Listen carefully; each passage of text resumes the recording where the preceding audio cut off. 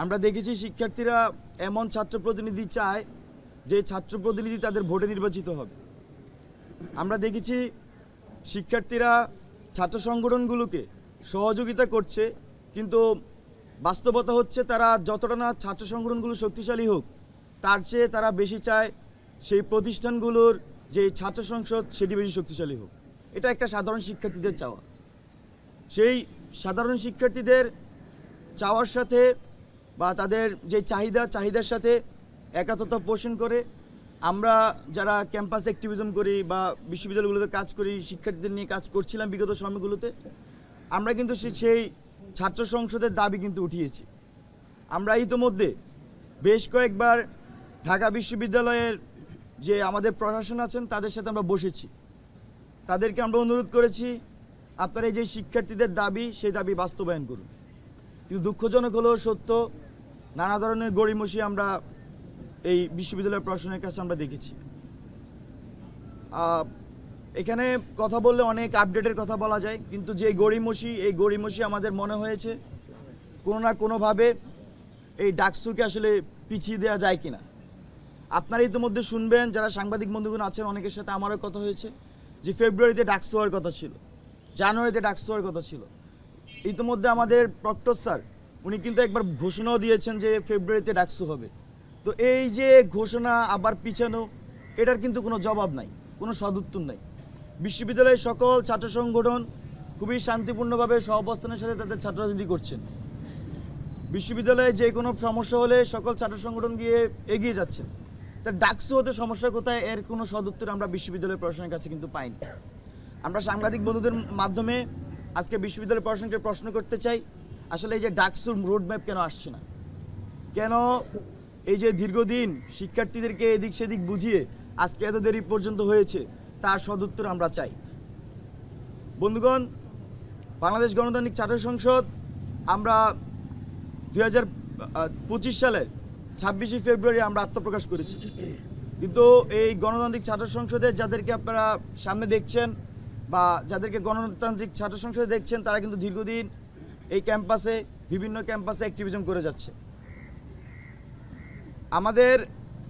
আমরা আজকে ডাকসু সম্পর্কে আমরা যে স্মারকলিপির কথা ইতিমধ্যে বলেছেন, সেই স্মারকলিপিতে আমরা কিন্তু ডাকসুর একটা রোডম্যাপ যেমন চাচ্ছি, পাশাপাশি বাংলাদেশ গণতান্ত্রিক ছাত্র সংসদ, কেন্দ্রীয় নির্বাহী সংসদ, বাংলাদেশের প্রত্যেকটি শিক্ষা প্রতিষ্ঠানে, বিশেষ করে বিশ্ববিদ্যালয় এবং কলেজ পর্যায়ে আমরা ছাত্র সংসদের দাবি জানাচ্ছি। আমরা আমাদের যে শিক্ষা মন্ত্রণালয়ের আন্ডারে যেই সকল প্রতিষ্ঠানগুলো আছে, আমরা শিক্ষা মন্ত্রণালয়ের কাছে দাবি জানাই তারা যাতে খুব শীঘ্রই শিক্ষা প্রতিষ্ঠানগুলোতে ছাত্র সংসদ নির্বাচনের মাধ্যমে শিক্ষার্থীদের বৈধ প্রতিনিধি নির্বাচনের সুযোগ করে দেয়। পাশাপাশি ইউজিসিভুক্ত যেই সকল বিশ্ববিদ্যালয় আছে, সেই সকল বিশ্ববিদ্যালয়ও যাতে যেগুলোতে ছাত্র সংসদ কার্যকর করা সম্ভব বা সে বাস্তবতা আছে, সেগুলোতে যাতে অতি দ্রুত ছাত্র সংসদ বাস্তবায়ন করে। পাশাপাশি বিশেষভাবে যে স্বায়ত্তশাসিত প্রতিষ্ঠানগুলো আছে, 4টা প্রতিষ্ঠান, ঢাকা বিশ্ববিদ্যালয়, জাহাঙ্গীরনগর বিশ্ববিদ্যালয়, চট্টগ্রাম বিশ্ববিদ্যালয় এবং রাজশাহী বিশ্ববিদ্যালয়, এই বিশ্ববিদ্যালয়গুলোতে আমরা মনে করছি যে সহাবস্থানের রাজনীতি চর্চা চলছে, এগুলোতে অতি সত্বর ছাত্র সংসদ কার্যকর করতে হবে।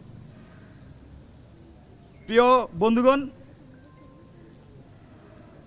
ডাকসু বা ঢাকা বিশ্ববিদ্যালয় ছাত্র সংসদ বাংলাদেশের ইতিহাসের একটি অনন্য এবং গুরুত্বপূর্ণ প্রতিষ্ঠান। আপনারা জানেন 1922 সালে এই প্রতিষ্ঠান গঠিত হয় এবং এই প্রতিষ্ঠান পরবর্তীতে ঢাকা বিশ্ববিদ্যালয় সহ বাংলাদেশের ইতিহাসে গুরুত্বপূর্ণ ভূমিকা পালন করে।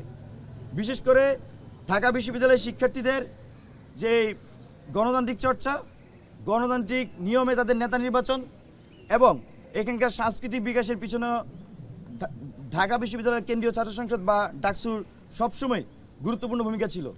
কিন্তু যে এই ব্যাকগ্রাউন্ড ইতিমধ্যে আমাদের আরও দুজন উপস্থাপন করেছেন, আমরা দেখেছি 90-এর গণ অভ্যুত্থানের পরে এখানে যারা ক্ষমতাসীন হয় তারা কিন্তু সেই সময় ছাত্র সংসদ বন্ধ করে দেয় এবং দীর্ঘ 28 বছর পরে 18 সালে একটি ডাকসু হয়, সেটাও সাজানো ছাত্রলীগের একটি ডাকসু ছিল।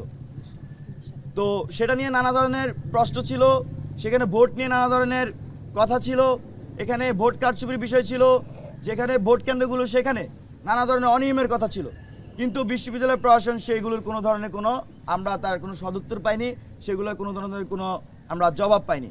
তো 24 পরবর্তী যে বাংলাদেশ, সেই 24 পরবর্তী বাংলাদেশের আমরা যে ছাত্র সংসদ চাচ্ছি, সেই ছাত্র সংসদে যাতে স্বচ্ছ, নিরপেক্ষ এবং শিক্ষার্থীদের সত্যিকারে তাদের যে মনস্তত্ত্ব বা তাদের যে প্রতিনিধি নির্বাচনের প্রক্রিয়া, সেই প্রক্রিয়া যেন সম্পূর্ণ প্রতিফলন ঘটে, সেই আগাম বার্তা আমরা প্রশাসনগুলোকে দিতে চাই।